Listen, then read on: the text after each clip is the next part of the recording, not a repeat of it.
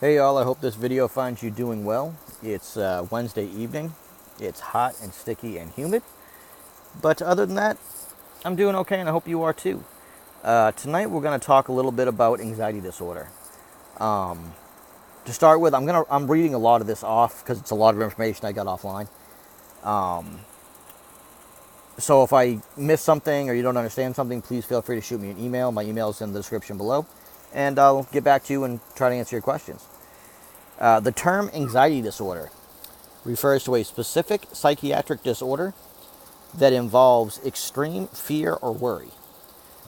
This includes generalized anxiety disorder. It also includes panic attacks, agoraphobia, social anxiety disorder, separation anxiety, and specific phobias. Which phobias they are, I don't know. Separation anxiety, you'll hear separation anxiety a lot when if you have a dog. The dog is so used to being around you that you go out and he destroys the house. He barks constantly, yipping, yapping until you get home. I have separation anxiety. I have, like I said before, I have very few people I trust. So when one of those people steps out of my life, I lose all control until I settle back down again. Let me see. Agoraphobia. To the best of my knowledge, there are two definitions of agoraphobia. One is you can't leave your house. And two is you have a strong fear of being alone. Again, both of those I have.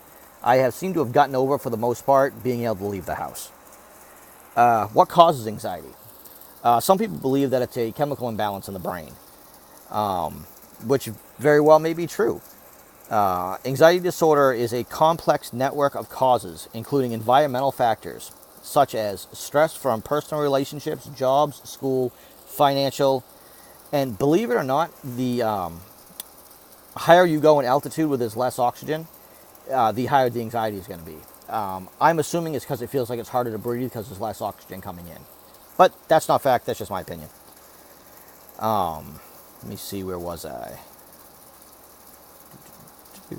And unfortunately, anxiety disorder, panic disorder, all those things are genetic, so they're hereditary. Hopefully, if someone else in your family has it, you don't get it. If you do, there is help for you. The signs and symptoms of anxiety disorder.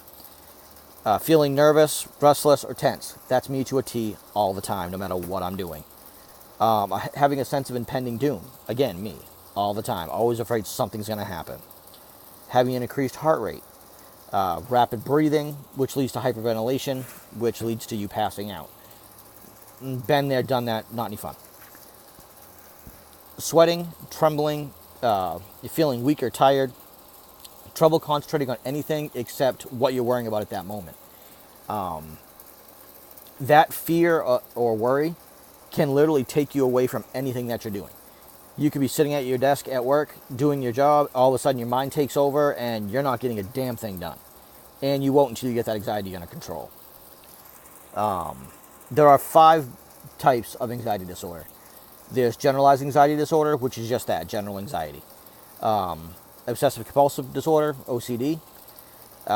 Panic disorder, which we've already talked about. Post-traumatic stress disorder, which I will do a video on. And social phobia and social anxiety. OCD I don't know a lot about, so I don't want to comment on that. I will do research and do a short video on that. And social phobia and social anxiety, pretty much it's fear of crowds, too many people in one spot at one time. I do have that. I can't go into the mall, say around Christmas time. Black Friday, Walmart, holy hell, I will freak out and die. that's just me. That's social anxiety disorder. It's very important to remember, like panic disorder, anxiety disorder will not kill you. The symptoms may feel like you're dying, you may think you're dying, but you won't. There are things you can do at the moment anxiety sets in to relieve the symptoms. Take deep breaths. Into the count of 4, out to the count of 4. In through your nose, out through your mouth. Don't think about anything but your breathing. Accept the fact that you are anxious, and it's okay to be anxious. Remember, everything your brain is telling you is irrational thoughts. It's not true. Your brain is telling you, oh my God, you're going to die. You're not. You got to find a way to tell your brain to stop. Let me see. question your own thoughts. For example, my brain is telling me I'm going to die. What's going to kill me? How am I going to die? Question it. Make yourself think about it. Use calming visuals. If you find something to look at that's calming, look at it. Use positive self-talk. I do this one a lot. If I'm having an anxiety attack, say I'm getting out of the shower, I'll look at myself in the mirror. You're fine. There's nothing wrong. You're okay. You're out of breath. You need to slow your breathing down, but you're going to be okay. That one for me really works. And focus on what's going on right now. If I was starting to panic or anxiety going up right now, all right, what am I doing right now? I'm sitting on my deck. I'm shooting a video. That's what I'm doing right now. Get myself back to what I'm doing. Let's move on to medications for anxiety. The medications for anxiety are a lot like the medications for panic and anxiety disorder. SSRIs, Zoloft, Paxil, Prozac, things of that nature. There are also other treatments. There's talk therapy, sitting and talking with a counselor about what's going on in your life sometimes will relieve the anxiety for you. There's cognitive behavioral therapy. I'm not 100% sure what that is. If you want to know, drop me a line. I'll figure it out and I'll let you know. But they do say that cognitive behavioral therapy is the most effective form of therapy for anxiety disorder. There are certain ways you can try to stop your anxiety naturally. Staying active. Go to the gym a couple times a week. Walk, every day, which is what I've started doing. Today alone, I walked 4.5 miles around a circular driveway. That took some time. Don't drink a lot of alcohol in excess. Alcohol is a depressant. And if you're on an SSRI, that's an antidepressant, so they're working against each other. Try not to smoke. Try to stay away from caffeine. Caffeine will spike anxiety and panic attacks like you would not believe.